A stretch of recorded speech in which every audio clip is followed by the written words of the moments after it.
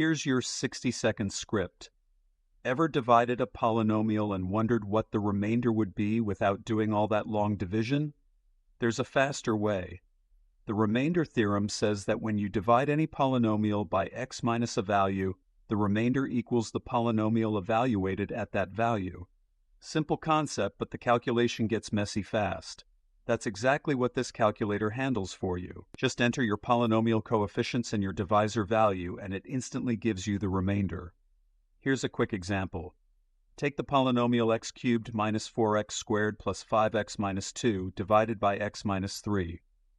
Plug in the coefficients 1, negative 4, 5, negative 2, enter 3 as your value, and the calculator returns 4. That's your remainder in seconds. No long division, no arithmetic errors, just clean, accurate results. Try the Remainder Theorem calculator for free using the link below. Word count 148.